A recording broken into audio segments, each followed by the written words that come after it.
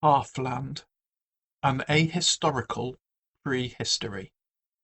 The Battle of Greydale. In the 164th year of the Common Reckoning, Ulfkill, the crown prince of the dwarves of the Dark Hills, sent an ultimatum to Ingildrifa, the lady of Unnascrag, demanding that she should come to the Hillhold and swear fealty to him, and thereafter pay him an annual tribute. He also requested that she send him the person of Scalfin, or at least his head, which Ulfkill wished to impale on a pike and display on his battlements.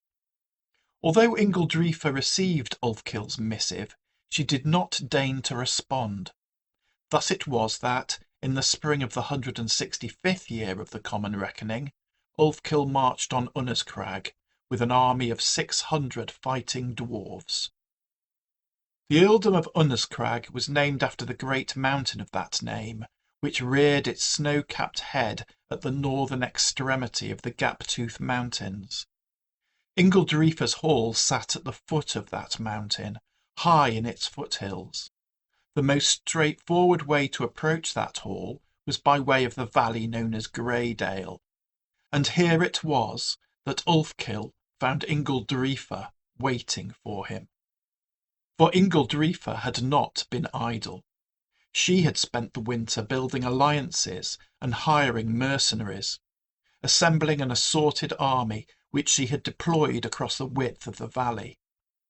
On her left flank she stationed 100 halfling mercenaries, equipped with bows and slings.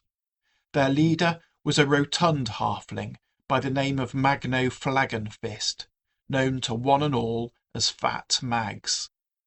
Behind them were 100 dwarves of the Eastland under the command of Scalfin, patchily equipped, wild-eyed refugees thirsting for revenge. In the centre were 300 dwarves of Unnascrag, a front rank of unarmoured crossbow dwarves with mail-clad shield-bearing spear dwarves in the rear. Ingildrifa had herself led them to war, resplendent in her old armour, newly burnished, gleaming in the daylight. Beside her stood Bina, her grandson and heir. On the right she had stationed her allies, the men of Cadamos. There were 100 unarmoured archers in the front ranks, and 150 armoured hoplites, carrying large round shields and long spears, behind. To the amazement of the dwarves, who walked to war and knew of no beast of burden larger than a donkey, the Cadamossian officers rode great war horses, snorting muscular stallions coiled for action, that none the less responded obediently to every pressure of the rider's leg or twitch of the reins. Toward them advanced the army of Ulfkill, 600 armoured dwarves, most of them veterans of the Battle of Firfell, their well-ordered ranks marching silently in a column of 4 companies, each evenly divided between crossbow dwarves and those bearing shield and spear. Seeing his serried foes awaiting him, Ulfkill reorganised his column into fighting formation.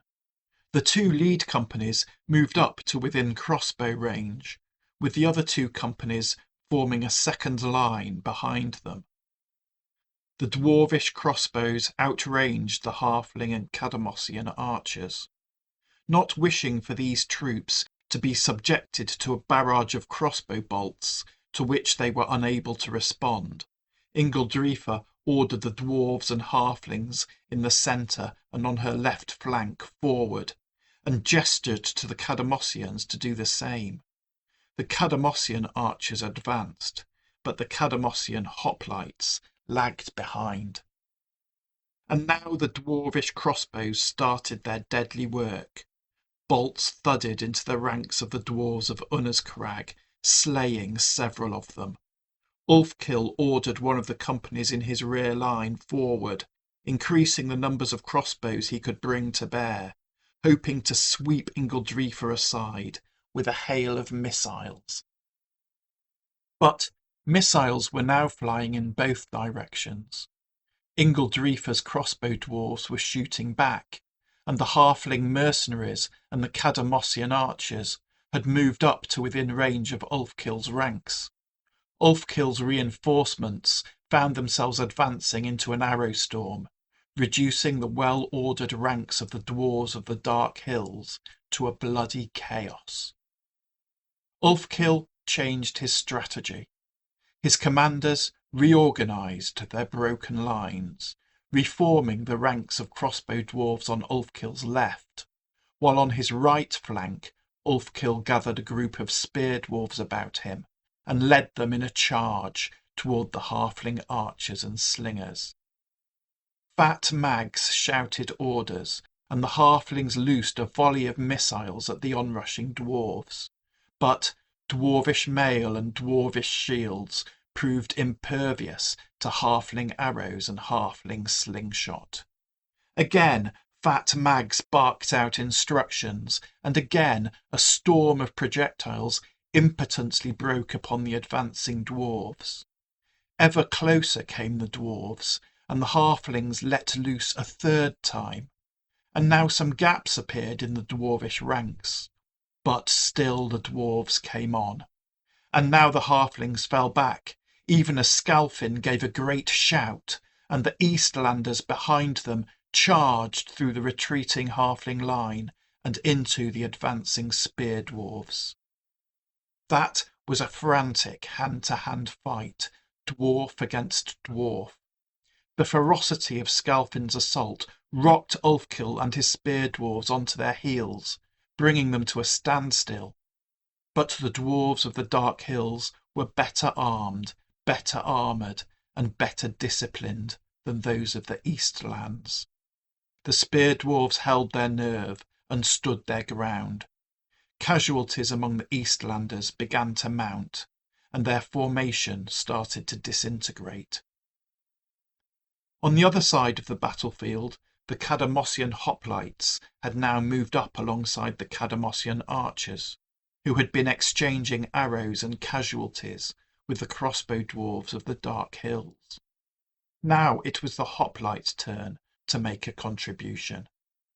Ulfkill's commanders had formed up a second wave of spear dwarves who were now ready to advance into the fray. That would surely mean the destruction of the Eastlanders and the halflings cowering behind them. Seeing this, the Cadamossian officers marshalled their men and marched the hoplites across the battlefield, threatening Ulfkill's flank and seeking to cut him off from any reinforcement. Faced with this threat, Ulfkill ordered his spear dwarves to fall back and combine forces with the spear dwarves coming up from the rear. This allowed a welcome respite to the dwarves of the Eastland, who were able to reform their ranks and gather their breath. But it earned no such respite for Ulfkill. Before any reinforcements could reach him, the Cadamossian hoplites fell upon his left flank. If the Cadamossians had expected an easy victory against their diminutive foes, they were soon disabused of this idea. Ulfkill and his spear dwarves resisted the Cadamossian charge. But even as it seemed that the Cadamossians might be repulsed, the regrouped Eastlanders charged once again into the fray. Ulfkill's shield wall wavered, and then it broke, and the Eastlanders were running rampage, sweeping all before them. Ulfkill found himself beset by frenzied foes, seeking revenge for Fell, seeking to wash away the shame of defeat in their conqueror's blood.